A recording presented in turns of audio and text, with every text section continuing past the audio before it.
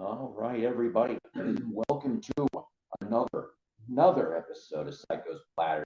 Always powered by coffee each and every time. One of my favorite little coffee coffee mug things here for movie blues. Every boy deserves paper or whatever the heck's called. Anyways, of course she calls me. Somebody I've been trying to get a hold of for like the last week now starts calling me when I'm doing this. Oh, well, I'll talk to them later. Anyways, everybody, I hope everybody's having a decent Wednesday night. I decided to call it Wednesday Night Breakdown. Not sure why. Beat SmackDown, I guess, though, because that would be on uh, Friday nights on WWF. I get all about all that stuff. I hope everybody's doing okay. Weather-wise, lately it's been raining. It's been raining for the last 2 weeks. I'd rather take that 2 weeks, 2 days instead of the snow. Mixed in the house, of course, as always, welcomed here, my friend. So let's see. Yes, and of course, our resident comedian, Dave the Pickup Artist. Greetings from Jackass Flats. That's right. That's right. So I got bunches of things to talk about here. Um, I'm just being lazy. I normally would go over in the living room there near the music system. I like my posters and such. I should probably just do it a lot more there instead of in front here, right? Whatever. It is what it is. I'm just glad to see you guys. I start work tomorrow for the first time in 2 weeks. Oh boy. Well, hopefully it won't be too nutty. They're still talking about, like I said, I don't know about your neck of the woods where you guys are at, but I think they're still saying it's going to be rain is what's going to happen for our neck of the woods. Woo is right, sir. Woo from Vile Community. All right. Hang on a second. Before I forget, new subs, ladies and gentlemen. And I'll tell you this: I want to thank some people out here. Okay, yeah, that's right, VCR, and you know what? You guys are all golden. You really are. So if you haven't gone to check out the interview at Rachel's Ghost channel that I did on Monday, please go do so. It's not the best interview. What I mean by that is that I had somebody go up and go, well, we really didn't want to see up Paul's nose. Well, you know what? Everybody got a surprise. I commented to the guy. I said, you know what? My dentist doesn't want to see it either. So you are in company. But I will say this: that video of the interview of Rachel and I got 1,000 views in a day. Seriously, 1,000 views in a day. And the last 1,000 view video she had, it took her 4 days to get that 1,000 view. So I think that's pretty neat. Those kind of show you the power of YouTube, sort of, and just to get the news out. So because of that, I got new subs, and like I said, I want to thank all the subs I've had already so far, and the ones we have now. The Vinyl Dreamscape, Scrape. I can't talk today. Vinyl Dreamscape, Concert Buddy, Michael Chavez, Ivan Music Man, Joker Harry 1, and William Ray Wilson. That's right. That's who we have currently. Thank you for coming on in here to the Psycho Network. We love having everybody. Goals to entertain and educate. And I think I do an okay job, right? On that one, I think so. Rest in peace, Connie Smith. And I know you're probably thinking, going, Connie Smith, who's that? He was a bass player in the late 1950s for Eddie Cochran. He is on the song Something Else. He's on a couple other of Eddie's latter 50s hits. So he passed away about 2 days back, if I remember correctly. I wanted to bring that up. Listening to a passion flow. Good. Steve Wilson does really good job on on those remixes. I've listened to some personally, and I've heard about some in other forms. Okay, so I want to thank the 10 people that are here right now. Seriously. Um, so the unofficial, official, I finally broke 100,000 views. Now, I know it doesn't say that on my little thing down here, but there was, of course, oh boy. I may have to go up there and chime in if he's still around Grant's Rock Warehouse later. I saw what his topic is. That's kind of funny for Grant because that actually was one of the topics I was going to strike out. Not now, but soon. Anyways, so we try around here to keep the content going as best as I can. I started a new shift. All right, so you're gonna probably be seeing maybe a lot more Wednesday shows, or a lot more Wednesday shows from me. Possibly some Friday nights as well. I think that's what we're looking at from here on out. So this week, boy, did I find a bunch of stuff. Man, oh man, oh man. Where do I even go? Where do I go with all of this? Right? Let's go signed books first. Okay. Found some signed books. Well, actually, two of them are signed. The other one isn't. But with the unsigned one, so I didn't know Carly Simon put out a memoir a few years back. Memoir, what a Scrabble word, right? Voice in the Trees with Carly Simon. Here's the front. There's the back. Yeah. So after reading it, the question will be, was she so vain? Was well, never mind. But originally got started, of course, with the Simon sisters. Her and Lucy Simon, if I remember correctly, they were on Cap Records. I know Doug from host of the Vinyl Grotto radio show, he showed me a Simon Sisters record once, and I'm like, didn't know anything about this. Definitely different sound, compared to what you're used to hearing with Carly and James Taylor and everything. All right, these next ones here, sports related. Holding Court, Reflections on the Game I Love by Dick Vitale, baby. Well, you know what?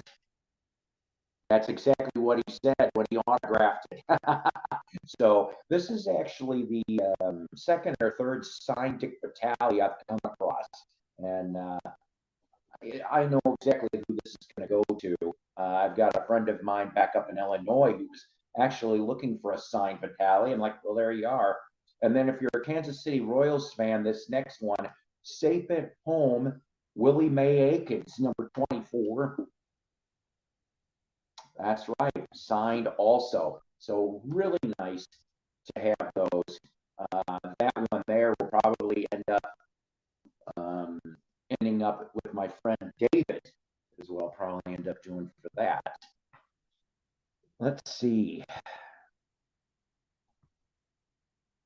Voice breaking up, or do I need a refresh? Well, I'll tell you this much. My internet feed is decent, and I checked my volume levels before I came on air, so maybe a refresh wouldn't hurt. Hello there, George. Yes. I have a very valid question for you, sir. I was thinking about this as I was driving down to Fayetteville today, Fayetteville, Arkansas, that is. And you don't have to answer me here, but what I'm going to ask you is this. Do you happen to have for sale any spare Frankie Valli autographs? Because I really would love to have that in my collection. That also reminds me, I've got it's sort of a VCLT I'm going to show you guys in a minute or two also. It's breaking up a lot for you too. Yeah, I don't know what to tell you. Internet has been going good for me. Picture looks good and instant, but voice is choppy. Well, I apologize about that, guys. Like I said, I don't know what to say. Oh, good. Yeah, maybe somehow, George, we can maybe I don't know if you get on Facebook or there's a little breakup going on, huh? Well, let's see. You know, Valley canceled this show. Uh-oh. You know what, guys? Let me try something. Let me try something a minute, which would also give me the good excuse to go get the item. So don't run away. Oh, ow, oh, I hate this.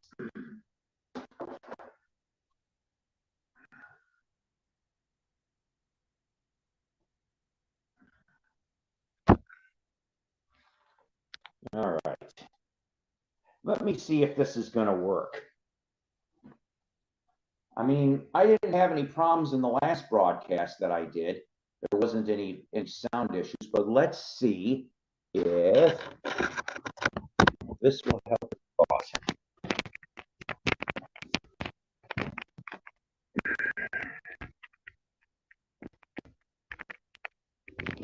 All right. I don't know. Can you hear me? Say yes or no on here. That'd be great.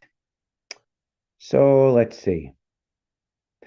Yes, Leanne. Hi. Last broadcast, I shouted out your channel.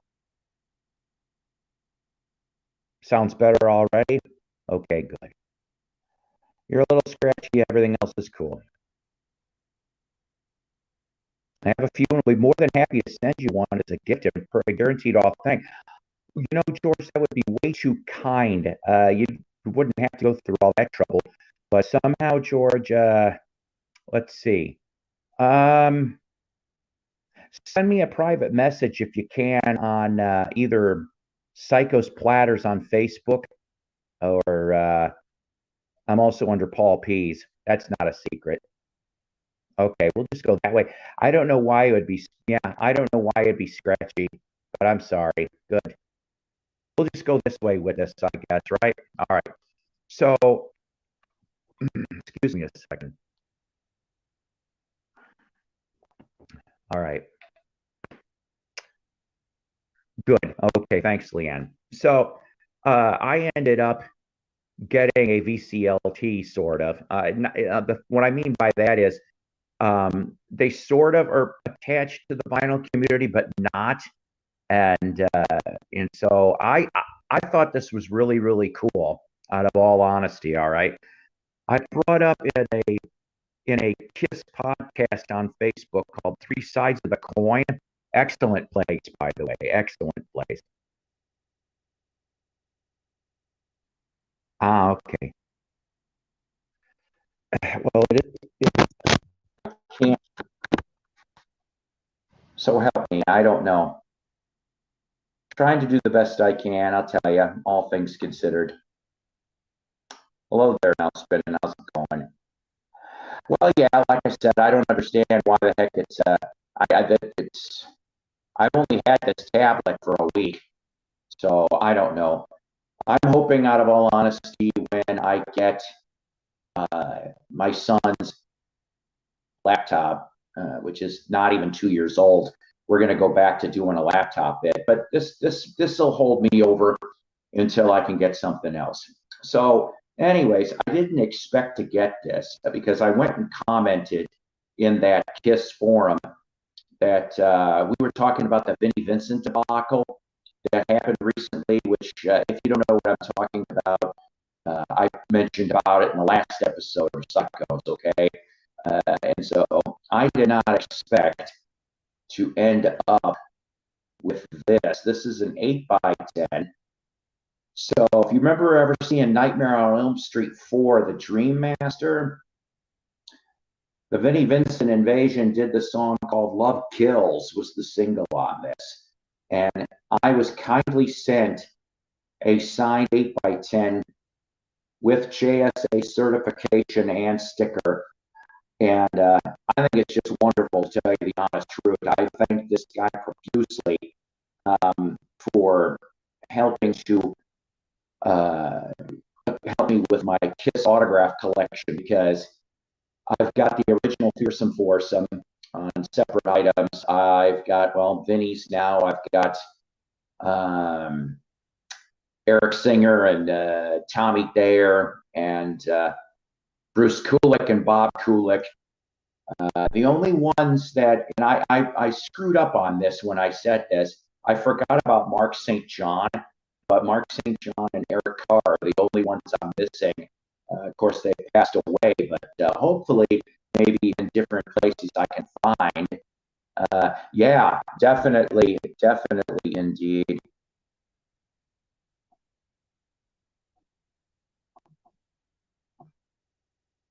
You don't understand. Oh, okay. Yeah, right. I was pleasantly surprised, Leanne. Yeah, I have been a Kiss fan. Geez, probably.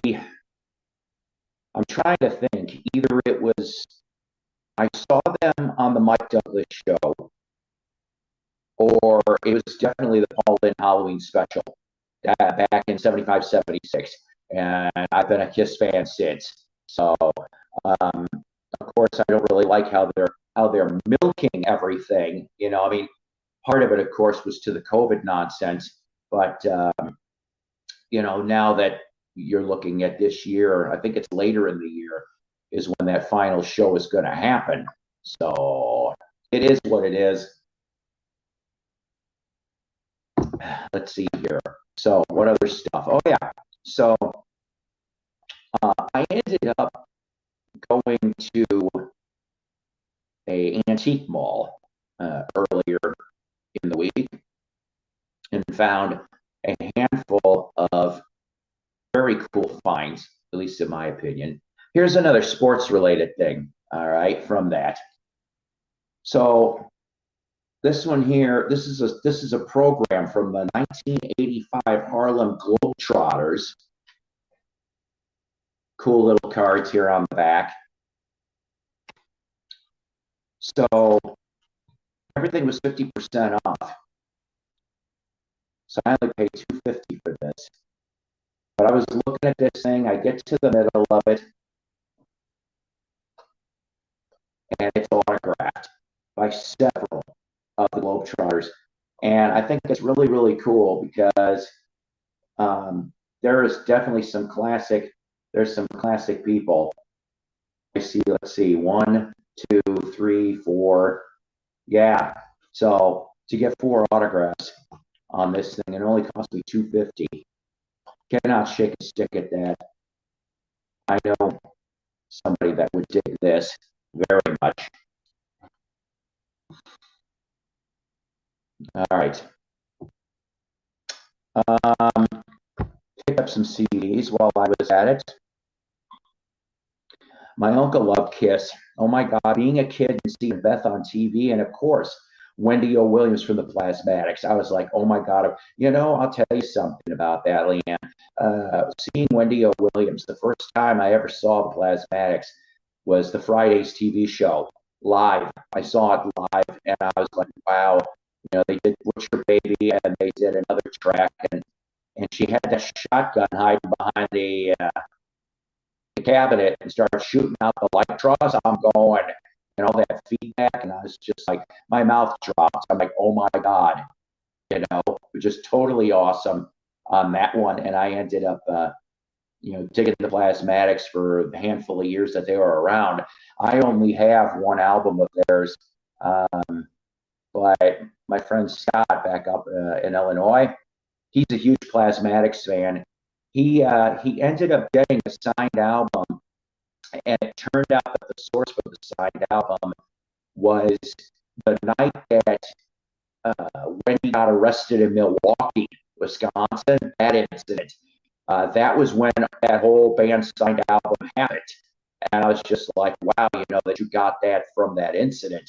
And he ended up also winning a contest that involved getting a signed CD from West Beach. So he's pretty cool about his little things there. Oh, look, see, now that's pretty damn cool. I'm trying to think here. Love Gun probably wasn't out yet. So was that like Rock and Roll Over Tour? I'm guessing anyway. I know, right? Pretty awesome on that. 9 years old. What a time. Yes, I actually saw that live too.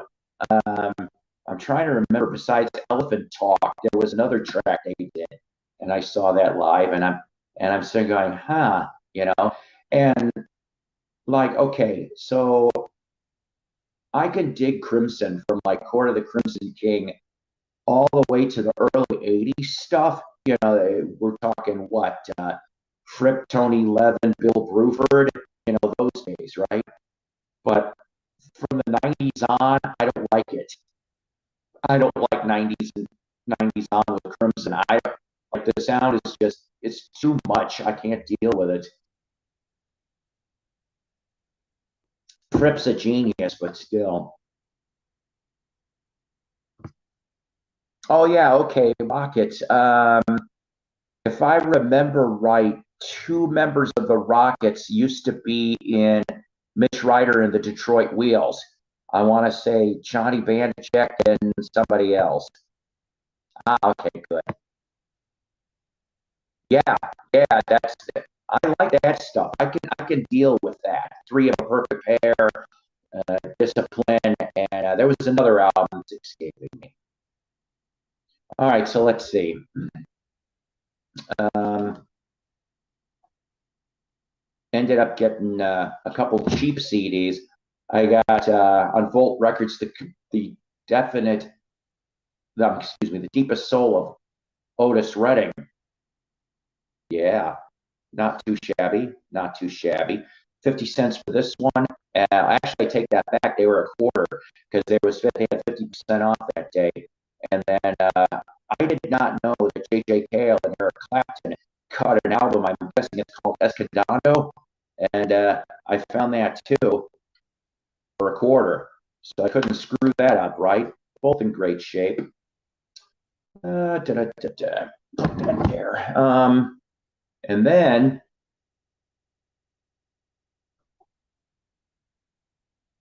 yeah.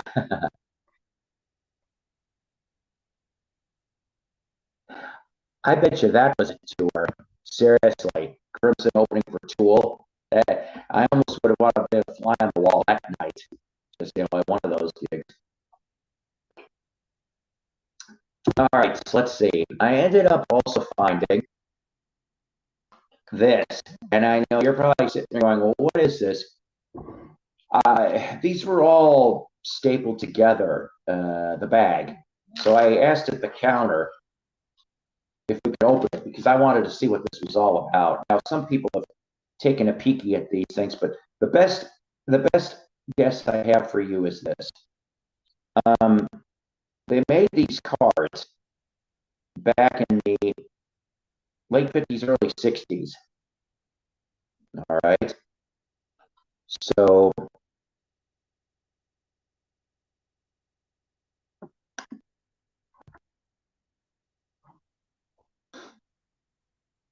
little 4x6s. So we have Marty Robbins. You got the back here, like I said, is typed. We've got Bobby V. We have Beverly Brothers. Here's Mr. Love Letters in the Sand, aka what I call the Papoon shower system. If you watch BTV enough, you'll know what I'm talking about. I don't know who Joe Dow is. I'm going to be ignorant on this, but there's that. Paul Anka. Oh man, if I remember correctly, he died 1990 on this day.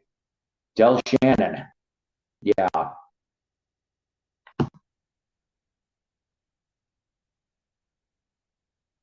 Mr. Fabian himself, who just turned 80, like yesterday, I think. Floyd Kramer.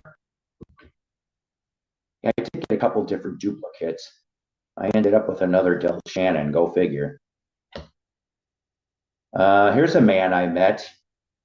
Oh, gee, sometime in the mid 2000s, Mr. Bobby Vinton.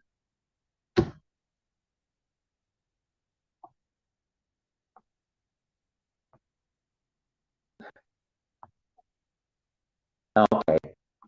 I had a feeling maybe early 60s. Yeah. He almost ended up being in the Wilburys. I'm not surprised about that for some reason. Oh, I almost couldn't figure this out. Vic Dana, Johnny Tillotson. Now we're going to get to some of the meat and potatoes. Oh, wait a minute. Still have one more. Who's Mike Clifford? I don't know who Mike Clifford is. And yes, I'm shaking my head here. That's why there's noise. And then we get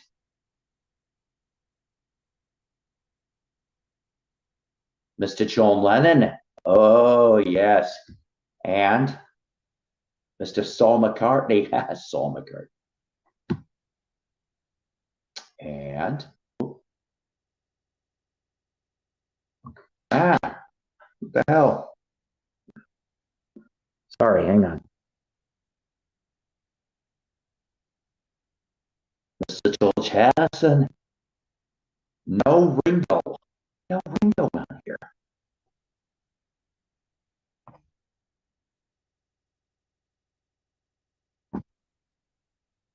Yeah. Well. Oh, all right. Thank you for. See, this is the reason why we all learn something here.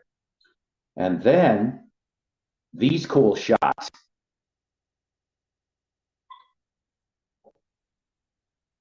I'm telling you, it doesn't really give me a lot of information. They're all typed, and it just simply says made in the USA. But I have seen, okay, like in the early 80s, when I really started to get into the Beatles heavily, I found cards like this, but they didn't have the typed stuff on the back. They were white back. They were just white, like they were a repro. These appear to be real. So how much did I pay for this?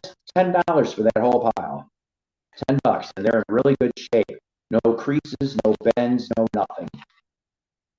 I may end up selling all the ones except the Beatles.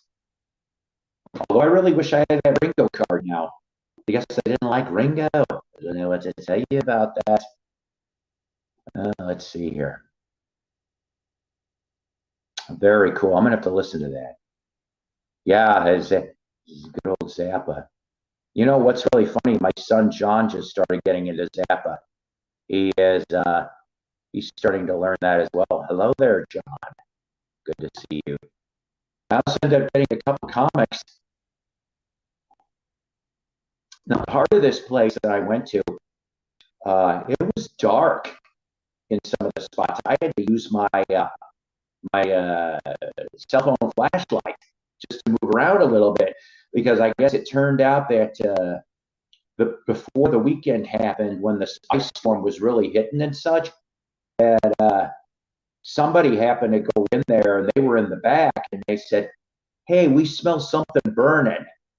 Well, they discovered that it was part of the light system. So they instead of closing the store, they just shut off that part of the light system. It's supposed to get fixed, I guess, this week. But so yeah, I mean, I don't care. I ended up finding a few things other people probably missed because they didn't bother to have the cell phone flashlight. Just like these comic books here that I ended up finding. And I know you're like, comic books? Yeah, I collected comic books for 20 years, but that's not why I got these. Issue number 2, Banana Splits, June 1970, on Gold Key. Telling you, kind of fun, kind of fun. 1 banana, 2 banana, 3 banana, 4. But this one took the cake. Issue number 1, 1971, February. So, based on what I read, now I can't tell. Yeah, I'm gonna have to look when I open this up.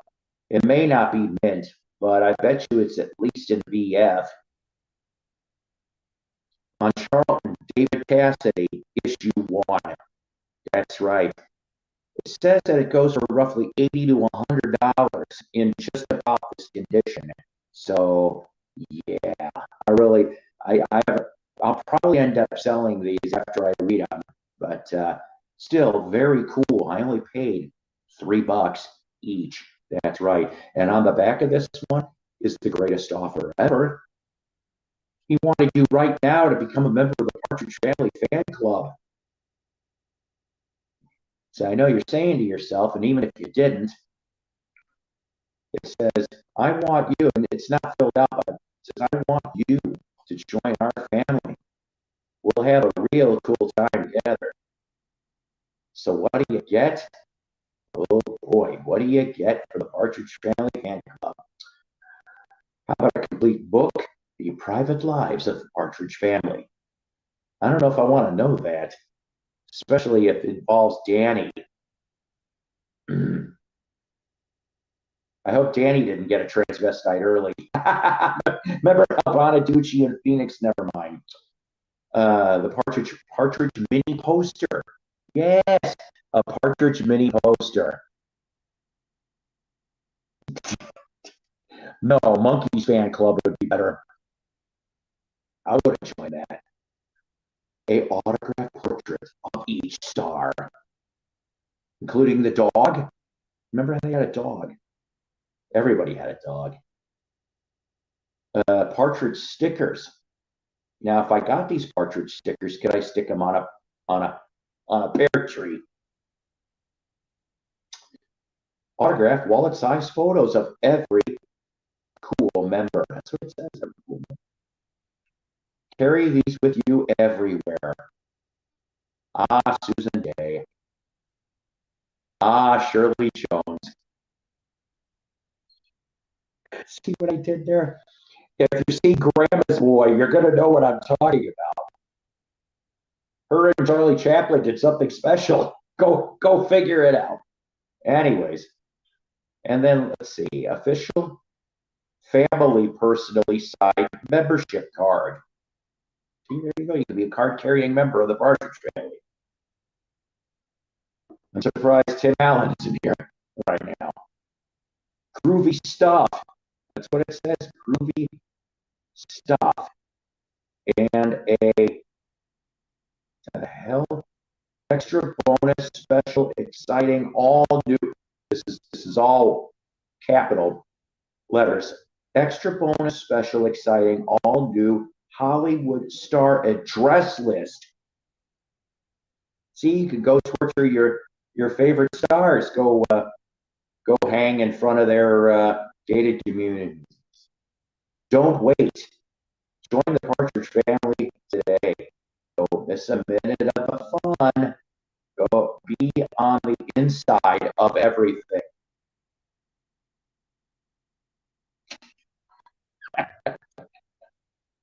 Oh boy. I never said this was going to be high quality stuff here, people. I'm just telling you. Okay, let's see.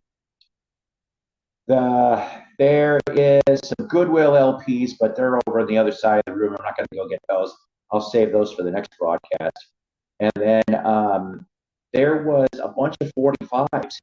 I snagged a bunch of 45s, ladies and gentlemen. And originally, it was the same booth as the signed Harlem Globetrotters, okay? But they were like, you couldn't cherry pick. You had to buy all of it. Well, when the booth was 50% off everything, it turned out that the 45s ended up being about 35 cents a piece. Not too shabby, I will say so myself. But that will be next episode because I still want to process the 45s. I ended up finding a couple that were just picture sleeves, including the Beach Boys, 1960s. All these 45s, if I remember right, are late 50s to late 60s. And I ended up getting some doo-wop, some R&B soul, and some psych. So, and most of this is unknown name, what I call no-namers. I never heard of them before, like the Rubber Band and the Glories, and there was a few other ones, not to be confused with the Glory Holes. Oh, don't go there. Don't go there. That sounds like a bad nightclub too. Either that or a bad religious coffee bar over in California. All right. So the thing is that I ended up selling some records today too because I needed to pay some bills. So sometimes I get to go off and do a little trading, including the money portion. So this is actually my first album that I ever got from this guy. It's on Warner Brothers. And he, of course, has Beach Boy Association all over it. Mainly Brian Wilson was his buddy. We're talking about Van Dyke Parks. Yes, Van Dyke Parks. Clang of the Yankee Reaper. Here's the front. Here's the back on this. This is the 70s. Let's see here. On your Warner Palm label.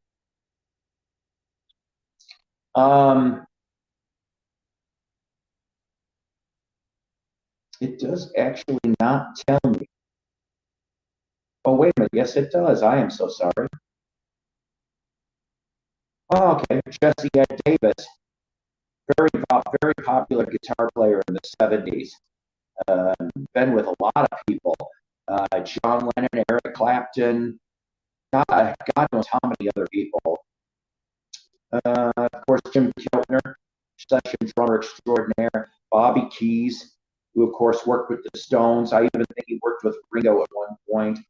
Fred Tackett, who would go on to be in Little Feat. Klaus Vormann, session bassist extraordinaire in front of the Beatles, and for 2 seconds a member of Manfred Mann. And how nice. So all of them are on this album. So I can't wait to listen to this. I think this would be quite interesting. I think anyway.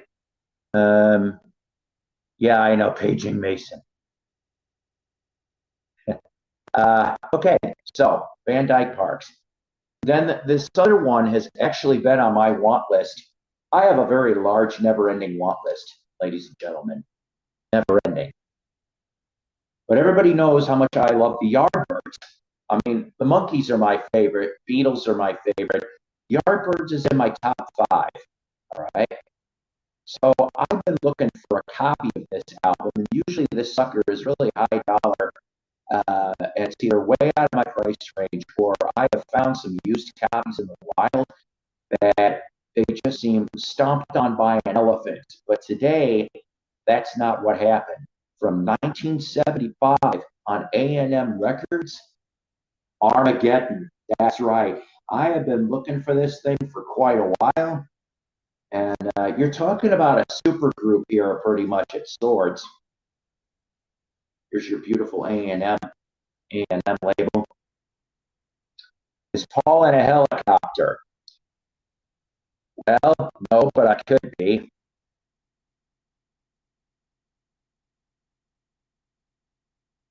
So, but yes, with this bit here, of course, you got Keith Relf, all right, lead singer of the Yardbirds. This would end up being his last project, pretty much, before his untimely passing.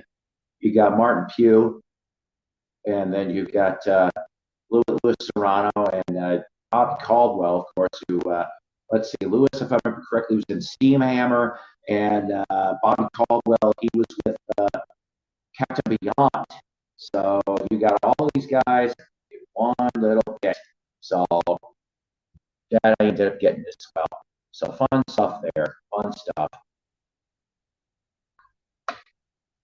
Trying to think here. Like I said, there's other stuff, but we're going to save that for the next episode.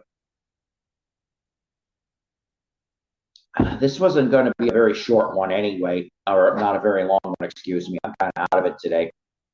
I really, really am. Helicopter, huh? I don't know. I don't know what to tell you. That sounds weird. Like I said, I got my headphones in. I'm always curious, but I'm not going to tempt the fates per se. But let's see. So I know that Grant's up. He's doing a video on the 1995 Fleetwood Mac album Time. Oh boy, that album. Maybe I may end up going over there to watch that for a few minutes. You know, even Christine McVie couldn't go off and save that album. And her tracks were probably, if you could call it, the best tracks that were on that album. I almost had a chance to go see that tour, which would have been kind of strange. Maybe I should have went just for the sake of going. I want to say, if I remember correctly, Foreigner opened up for Fleetwood Mac in Rockford, Illinois, for the time tour. And it was Mick Jones and Lou Gramm for Foreigner, basically, along with whoever was in the band at that time. That was, the album Mr. Moonlight. Yeah, the Mr. Moonlight tour for them. And then as far as for Fleetwood Mac is concerned, oh boy.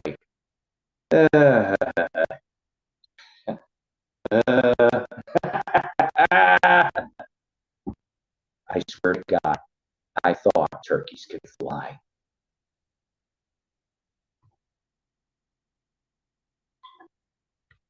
Let me see if I could take this off again, because this is driving me nuts. I don't know if that makes it any better or worse or whatever. I'm almost done with this episode anyway. But you know, I just can't seem to win, can I? I get a nice brand new thing. My internet connection is great. And now everybody's getting, I don't know what to tell you guys about the sound. I'm getting an executive producer soon, by the way, who wants to help me out. I really love doing these things. I do, you know. And I don't know. I miss having people on, but it really kind of, I'm still thinking about beans, you know, Kevin. And I don't know. God, it just doesn't feel the same anymore. And I'm sorry, I don't mean to be all melancholy and depressed to get you people depressed, because you're supposed to be, you know, so happy, happy, fun time. Sometimes that's what it is, and it's always powered by coffee each and every time. You know, I understand that there's a lot better channels out there. You know, I just appreciate the people that are here. And I know appreciate can be a very overused words. You know what? And top or two, damn it. Now, yeah, you know, I'm glad you brought that up. I mean, let's face it. You know, I'm glad that we got to have these people when we did. I'm not going to go and take any of my videos down, all right, ever. I mean, while I'm alive, okay? And I've already instructed to my children that when I die, sorry if I'm sounding bleak for a minute, but just give me a minute and I'll tell you why. That to keep the channel up. I told them that, okay, wait a minute, who's Bill? Did I miss something here? Who's Bill? But, you know, I told my kids that they know what the passwords and everything are here. And my boys, I've instructed to do one last video to explain why I'm not here anymore. So if you guys end up seeing a Psycho splatter someday, and you see two guys in their late 20s that kind of look like me, oh, all right. You know what? I know of the channel, but it's hard to remember all of these names. Wait a minute. When did Bill go? See, oh God, all of man, oh man. It just goes to show you treasure our time. Treasure our time together and separately. This is so yeah. So I mean, if my sons John and James come on here and it's that I'm not around, you're gonna see why. Because they're gonna explain to you of my demise.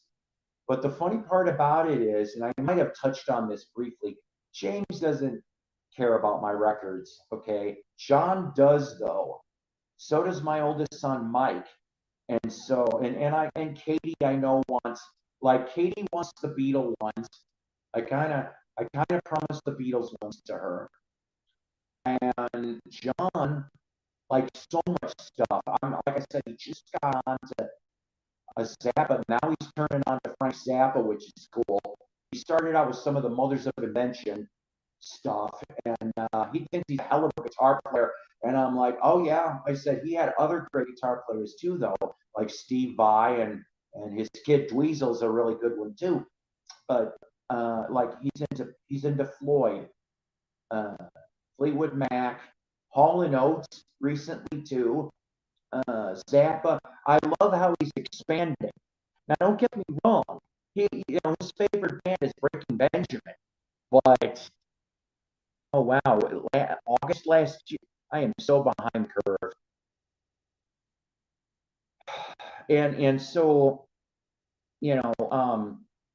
so my vinyl collection will get shared appropriately, and then of course whatever they don't want, do what you want. I just told them, I said, you better not sell them for 25 cents a piece. My spirit will come back and kick your ass. And I don't mean spirit as in the 12 Dreams of Dr. Sardonicus. I'm talking about me. I will come back and plant my foot sideways in their ass, aka Red Foreman.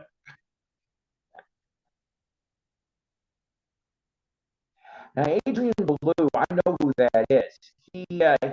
That's right. He, of course, was with Zappa, and Crimson, and his own solo career, if I remember correctly. And Adrian Ballou and the Bears. Am I right on that? He, I, I kicked myself in the ass for this. He lived at one point or another in southern Wisconsin, not too far away from where I lived. If I knew where he lived, I would have probably gone and tortured Adrian Ballou. Didn't he play with Bowie too on an album? I want to say Scary Monsters. Am I wrong on this? Any Adrian Ballou fans? I could have sworn I thought he was on a Bowie album too. I mean, they know how to pick them. These geniuses know how to pick them for their people. But yeah, so it's like, and I love when you guys come on here. And I don't know, I'm not gonna plop an invite today, guys, because I think I'm gonna wrap this up pretty short here. And I really love you guys for sticking around as long as you have. It's just that our time is all short, and I'm just thankful that you guys take the time to watch. Even if it's a few minutes. Remember, guys, also like and sub if you haven't already. I would really like that too. Oh, see, there you go. There you go. Didn't know Northern Kentucky. I know some people out in that area actually. I think Ohio Kentucky border actually. But that's the reason why I do all these videos, believe it or not. Other than trying to keep my vocal chops going, a la the DJ stuff like I used to do, which could that be coming back for me? I'm not sure. I hope so. I don't want to jinx it though. We'll see. But this will be my 625th video that I have on this channel. I never thought I would do 625 videos. I remember when Mazzy got his 1,000, and I'm just like, I don't know how long it took for him to get to that 1,000. But I'm just like, I don't have a lot of time on my hands to make these things. I kind of have to pigeonhole sometimes. And then there's other times, guys, I get depressed. And maybe I just need to fight through it, because that's half the reason why I don't come on here as much. I just don't feel like doing anything in life or in doing this. You know what I'm saying? I think you guys probably know how that is at times. Thank you. Okay, so I was sort of right. The Sound and Vision tour in '90. Yes, yes, yes. I would have loved to have seen Bowie. I'll tell you that. Any period, I guess, but probably '70s Bowie would have been. That's my favorite Bowie era. I brought this up, I think, in Rachel's stream the other day, that I like all the stuff from Hunky Dory and Ziggy all the way up to Scary Monsters. I love that whole period. So like 71 to 80 is like my favorite because I mean, sure, I remember when Let's Dance was all over MTV and hearing Stevie Ray Vaughan on that album, oh man, and Double Trouble, that was a great album in that way because Bowie was always changing. He was one of the chameleons of music. Yeah, I think so too. And being that it's Valentine's Day and some people aren't going to do that. And, oh wow. Oh, okay. So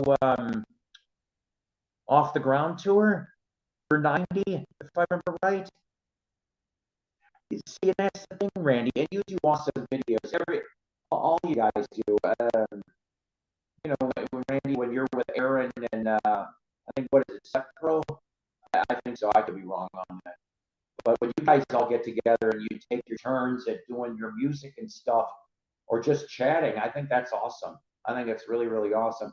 I wish I had a lot more time on my hands to watch everybody's channels. I only get to do so much. Now that I have this 11 to 8 schedule, obviously, if anybody like what is it? I'm going to miss on Thursdays. I'm going to miss Kilmer's video unless I have a Thursday off, which would be rare. And I like Kilmer's channel. He's fun. Um, and let's see, what is it? I think Grant does one on Sundays. Somebody does one on Sunday. That's right. Bip Bop Boom. I'm sorry. I'm just John. That's right. I'm out of it. Hail Hydra. Oh, it was just called World Tour. Okay. Zep Bop Boom. There you go. That's right. Why did I say Off the Ground? That's the next album. I'm a dumbass. Flowers in the Dirt, when that came out, um, I wasn't a big fan of it when it came out, to be honest with you. Um, that was right around, I'm trying to think what the hell this single from that was for Flowers. I just remember that right around that time, of course, he, or slightly before, he was working with Elvis Costello on the Spike album, and that's how he ended up getting Veronica, which I always sing it as Veronica. I've always sang it that way. I just think it's funnier to me. But I've got the deluxe edition on Flowers on vinyl. I picked it up like 50% off for Barnes and Noble, which really made it 60% off. Yeah, see, yeah, that's it. My Brave Face. Thank you. And I like that song. I like that song. It's just, I don't know, for some reason, I guess I still hold to the theory that I liked most of Wings' output, okay? If it wasn't for Paul and Linda doing the drug boo-boo in Tokyo, I think he would have had him for a couple more years.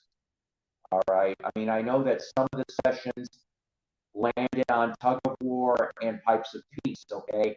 But I think Wings could last. I really wish they would have lasted a lot longer. Because I think that lineup was really, really decent. Okay, I could have seen them cutting a couple more records. Lord knows how Wings in the early '80s would have been. You know, um, yeah, there you go. Tripping the Life, fantastic. Yes, I remember coming across that at a Best Buy when it was brand new. I probably should have got it. I think what is it? Highlights was a record club issue, if I remember right. I could be wrong on that. I'll tell you what I did have.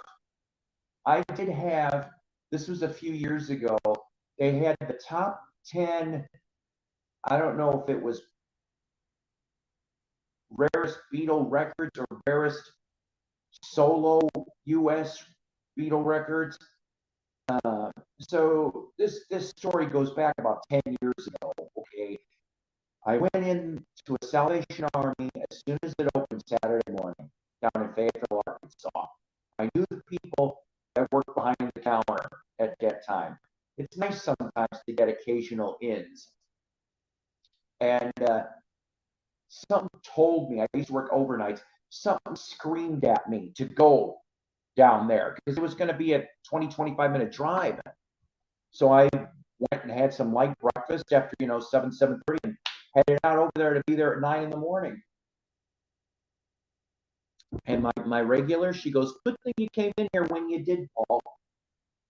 She goes, we got a whole bunch of 45s just came in. Looked like they were from a DJ collection. And I'm going, oh. I walked off with a stack this high, all 70s and 80s, and on the cusp of about 90. 91? Yeah. So what was in that pile? In a company sleeve from 1989, I think it was, 89, 90. This one, a white label promo on Capitol for McCartney's This One. Now, if you guys know the story, beautiful. If you don't know the story, here's how it goes. They originally were going to make that a 45, a regular stock copy off of that album in 1989-90, okay? It made it to the white label promo stage and was released to the radio stations. Capitol changed their mind, and that's why you only get white label promos for this one. So there's a little something to learn for you if you're a big McCartney fan. That at the time was like either number 9 or number 10 in the top 10 rarest, right? And I found this damn thing, and I cut a deal. It came down to I paid 10 cents a 45. This thing was minty. Most of these records were minty. And I'm sitting here and I'm like, I didn't know about the value until I brought it home and started analyzing things. And I'm like, oh my God. So I hung on to that thing probably for a few months. Seriously. I didn't even play it. I probably should have, but I didn't play it. So I don't know. I ended up putting it on eBay auction, this 145, and I stuck it for a minimum bid of $49.99, which, according at that time, the valuation was anywhere from $200 to $400 for that 45 in the condition it was in. Now remember, guide. So, it's only worth what somebody's going to pay for it, right? Right. So I rolled the dice on this thing, and I just said $49.99. We'll stick it as the minimum bid, stick it on there for 7 days, see what turns up. Well, I ended up selling that thing for $90. All right, so $90 could have been better, but it sure beat the 10 cent, right? So I don't know. I could be totally wrong on this, but I have a sneaky feeling, and I sold this in New York, Central New York to be exact. That's who won it. I think it was Joe Mayo before the Mean Mr. Mayo. All right. I can't remember if I ever asked him that question, if he remembers ever winning that McCartney 45 in an eBay auction, because honest to God, I think it was Joe. And there was another time that I sold some Elvis 45s, and I think I sold them to Joe too. And I felt so bad because it was when I started to be an eBay dealer. And I finally got all the financials figured out. It wouldn't link up properly at first, but then it took it. And so that he had to wait, I threw in some extra Elvis 45s in the stock sleeves near mint. He didn't ask for them, but that's how. If I was to go back to being an eBay dealer, sometimes I would throw bonus records in with the purchases because that's just how I am. I want repeat customers.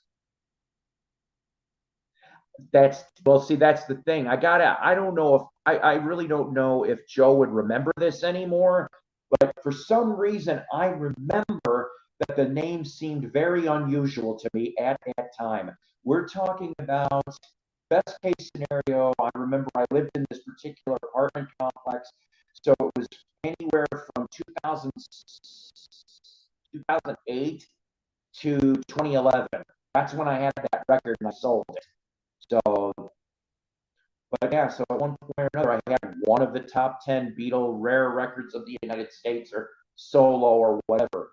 The only thing I have rare, although of course one of the most counterfeited, is I have a really nice, I want to say it's about a BG plus, could be a near mint minus, I don't know, copy, a legitimate copy of Introducing the Beatles on BJ. Unfortunately, it's version 2. I do still have the version 1 cover. My friend is looking for the version 1 vinyl that goes with that cover. I'm telling you, if she finds that thing and it ends up being legit, it's going to be nice. Now, unfortunately, someone back in the day wrote on the cover in marker. At least I think it's marker. If it's grease pen, I think grease pen can come off. But if it's marker, that's not going to come off. So that would detract. I just want it because I don't have a version 1 Beatles of Introducing. So yes, we're talking about Love Me Do, P.S. I Love You. That's what it says on the jacket. It passes the honey test. All right? And that's, of course, the wine, the taste of honey. It passes that test. So far, legitimate cover. I just need that record. That was actually one of my first Beatle records, to tell you the truth, was Introducing the Beatles. Whether or not it was real or it was one of those late 70s clearance ones, I cannot remember. I sold a record on eBay years ago to someone famous. Oh, now see, that's cool when you do that kind of stuff. I really do love turning other people onto things, okay, in the music and other stuff. And like I said, just to show this again, when, because some of you guys weren't here earlier, but to get this signed Vinnie Vincent Love Kills, with Freddy Krueger from the Nightmare 4 film, which, by the way, Robert Englund is doing, I guess, a farewell contour. I'm really thinking about it. I'm thinking about possibly seeing if I could get Freddie, get Robert Englund to sign that too. That would be a very choice. Yeah, I'm using an 80s word. A very choice signed 8x10 by Vinny and Freddy Krueger. And like I said, it's a JSA certified, so I'm just happy to have that, the Vinny photo. Supposedly, I keep hearing sometime in 2023, something's getting released from the Vinnie Vincent camp. I would say it took you long enough, because the last time he released anything was Euphoria in 1996, which was an EP. The thing about Vinny, I mean, if you're a Kiss fan, you're going to get what I'm saying. But the select tracks on Creatures of the Night, Lick It Up, his writing on Revenge, which Revenge is an awesome record. I really think so. Kiss, their 70s output, I love their 70s output. Unmasked, I only like a handful of tracks. Elder, I like the Elder. I really do. And back then, I remember my friend said, I bought the thing brand new, put it on the turntable so me and Ricky, my bestie, could listen to this thing. And Ricky just went off and said, "Oh, this sucks." And I'm going, "Well, hold on a second." I said, "I get where you're going on this, Rick, but it is a good record. It's just not a good Kiss record, if you get my drift. If any other band but Kiss would have put out an album like that, it would have been a semi-hit. So, that kind of stuff. And but if you like shreds, shredder guitars, see, I like some, but the ones that kind of like a million notes a minute, I'm like, I don't mind it for a few seconds, half a minute maybe, but after a minute or two, it really just gets to me. It really, really does. And I mean, there's a lot of good shredders out there. There is. I mean, I remember, let's see. Well, like I said, Vinny's first album, the Vinny Vincent Invasion first album, I like more than the second album. Chris Impellitteri. I tripped on Chris Impellitteri from MTV. I like the first couple of Yngwie albums, you know, that kind of stuff. There's probably other people. I think, what is it? I've got a copy. Marty Friedman, Jason Becker, Cacophony. I got that on vinyl. I found years ago. I played that not too long back. Oh, what a record that was! And of course, we all know what happened to both parties on that. All right, guys. I think I'm going to wrap this up. We went over an hour, and that's all right because I have some other things I got to do. I kind of have. I don't have to get up as early anymore. No more 5:20 in the mornings for me. Yay! But probably around 7:30 in the morning now, though, because I do like to try several days a week to catch Rachel's show, just to see what's going on before I get ready for work. And then I'm off Friday, Saturday this week, so I may try to do a Friday or Saturday show again. Maybe by that time I'll have the 45s processed, so then I can show you guys the 45s that I found. Thank you, kind sir. As always, love to have everybody here. Remember, ladies and gentlemen, like and subscribe, please. Thanks to the interview with Rachel's Ghost, we finally got over the 900 barrier. That was nice. You know what's really funny, if you can call it hilarious, Friday, maybe I will try to do it Friday, because then we can call it an anniversary show. Psycho's Platters will be on for 12 years. 12 years. Friday, February 10th. And I have loved every minute of it for these 12 years.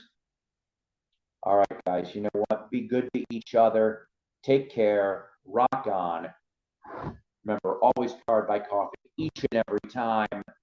And like I said, be good to yourselves. Till next time.